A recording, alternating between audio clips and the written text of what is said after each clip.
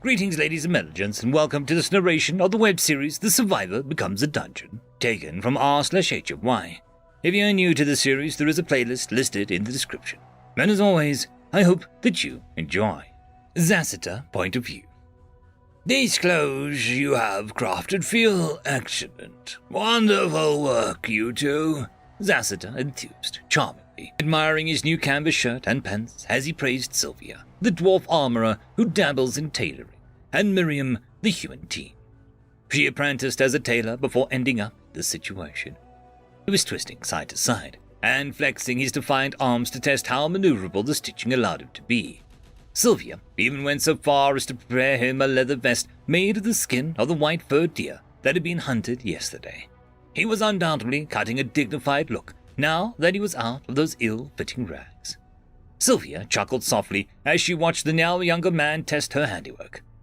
"I'm glad you like it, Shepherd. Since yours turned out well, I think we can start handing out the rest of the clothes that we have already finished before continuing on to the next batch." Miriam smiles as she nods along, rolling her wrist as she contemplates the upcoming work. "Honestly, I'm just glad most of our little community are beastkin. We don't have to make as many pairs of shoes or boots, thanks to that." Zasita chuckled heartily at that, lifting his clawed foot and rolling it around the new flexibility at an ankle and knee. "I suppose it is one of the many blessings that we can be thankful for, despite our circumstances," he mused as he set his foot down. However, he soon adopts a faraway look and kind of glances over at the mountain where Vitmori resides. Sylvia had already settled down on a log that had been fashioned as sort of a bench before glancing up at Zasita. "Is something the matter, Shepherd?" she asked curiously, before glancing back down at the shirt that she was working on, for Org in particular. Miriam watched the lizardkin curiously as she settled down beside Sylvia to start on a pair of pants for Isak. Zasita was silent for a few more moments before shaking his head as he settled down and sat cross-legged and extinguished the fire pit. "It's nothing, I think," he said, his brow furrowed before deciding to speak up. "I am connected to Vitmori, and I hear his voice and thoughts within my mind, even from this distance. It is an odd sensation, even different from when you stand before his call and get spoken into directly," he tries to explain, taking his time to find the words. Miriam listens with rapt attention, sufficiently distracted from her work. Sylvia, on the other hand, can continue her work easily enough while listening intently, as she occasionally glances over at Zasita while he speaks. Zasita takes a moment to consider his words, his tongue trailing over his pristine white teeth before continuing. "It's truly an odd sensation to know that your mind is no longer solely your own, yet comforting to know that in your most desperate moments you can reach out with a mere thought and find support of another," he considered with a soft smile, before tossing another glance up to the mountain. "Though this connection certainly works both ways. In the last couple of days since Vitmori titled me a shepherd, I can occasionally gotten flashes of moments of memories of not my own. Thankfully, they come to me as waking dreams, so distinct from my memories that they're here and gone within moments of arriving and only leave lingering impressions." At this, Zasita pauses as he runs his fingers through his earthly brown hair, which is now so much healthier and thicker compared to a week ago. Now, even Sylvia is sufficiently intrigued to stop her work, fully listening to Zasita's words. In fact, a few of the others decided to come by and sit around the shepherd to hear him speak. "In these flashes, I see through the eyes of a man in a world not our own, one that has ended, dying and decay with the rot of the undead. The man carries a burden of guilt, disgust, and despair in himself, and for his future. He leaves countless corpses in his wake, mostly that of the undead, sometimes that of beasts in the shape of people, and far too often the bodies of friends and loved ones who merely couldn't follow him in the path he forges for himself." Zasita sighs softly as he shakes his head, shuddering as the intense emotions in those glimpses of memory surface vividly for him.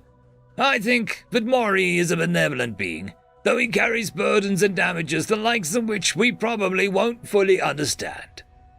At this, the members of the community discuss amongst themselves, though Sylvia decides to speak up. Can we trust Vidmori? If he's as damaged as you say, what if he snaps and decides just to kill us all? The others in the group murmur some more at that notion. Zacitus nods in understanding at that, casting a glance back up at the mountain before looking to the others once more. I know this is little consolation, but I do trust Vidmori. He had no real reason to take us in, and if he wanted us all dead, I'm sure that we would have done so while we were still in back of the cards. If for nothing else, please trust me when I say that we can trust Vidmori. Sylvia was suitably mollified by this, giving a simple nod as she returned to her needlework. The others were appeased by Zacitus' words as well, as they nodded and gave their pieces on stating how they trusted Zacitus' judgment. Just then, the group that went to the river had returned to the camp, chatting animatedly, while their arms were laden with many supplies they could forage from the woods, along with some fresh fish from the river itself. The group of kids began to scatter. Those with parents went up to greet them. In contrast, the few orphans went to the remaining adults who decided to become their guardians, and they too were welcomed with equal enthusiasm as the children were blood-related parents.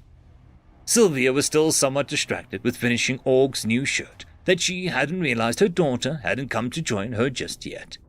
Setting the shirt down in her lap, she begins to actively scan around before looking to Isak, her gaze narrowing as Miriam measures his waist again. Isak, where's Org? Isak, for his part, was surprised that Sylvia was talking to him suddenly, and quirked a brow. Huh? What do you mean? Looking at the dwarven woman, before looking around to scan the camp himself, while Miriam stepped away, having gotten the measurements she needed. Starting to get understandably freaked out, she stood and marched right up to Isak, grabbing him by the chest of his shirt and dragging him down to eye level. I said, where is my daughter? You, Woody, and Verista were supposed to be watching her. She raised her voice, shaking the startled teen as she quickly lost the little composure she was holding on to. Before Zacitus could step forward and try to break this up, he suddenly felt Vidmori's voice echoing in his mind. Hey, Zacitus, just letting you know that one of my guys found a little girl. Apparently she got washed away by the current of the river. Don't worry, she's fine and currently on her way. It'll just be a bit since she was kind of went far out. Zacitus sighed softly to himself in relief before thinking back to Vidmori. Your timing is impeccable, O Great One. Many thanks for your vigilance over our precious young. It takes a moment for Vidmori to respond, but he speaks up soon enough. Yeah, no worries. I said you all would be in my care, and I intend to commit to that. With that, Zacitus could feel the connection wane as Vidmori's attention went elsewhere. Moving forward, he grabbed Sylvia by the shoulder to get her to release the poor teen, though she lashes out, her fists striking like clubs against the copper scales. It hurts, but he tanks the hit as he gets her attention. Sylvia, it's okay. Org is fine. Vidmori told me she's with one of his vassals and currently on their way. Sylvia, for her part, looks remorseful for having actually hit Zacitus, speaking in a softer tone. Oh, okay, thank you. Zacitus merely smiled kindly as he pulled away before looking at Isak and then to Woody and Xanatal as they approached during the commotion.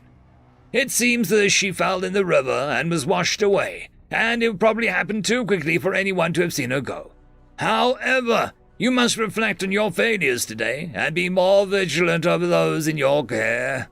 Zacitus instructed with the firm understanding and compassion of a man his age would have cultivated over the years. Isak taking it especially hard since he failed to even notice the girl missing. Not that Xanatal or Woody didn't look equally abashed by Zacitus' words. Now, let's get back to work. There's still plenty to do to make this place livable, Zacitus instructed the group, nodding in understanding as they broke apart and went their own ways. Sylvia and Miriam got back to making clothes, though Sylvia's hand is unsteady, anxiety plain on her usually calm expression. End of chapter. I would quickly like to thank the T5 channel members and Patreons. Casper Arnholtz, Cam Maxwell, Barky, Lord Azrekahl, It's Difficult to Pronounce, Dragzoon W.R.E, Holly's Sister, Arcadian. Thank you very much.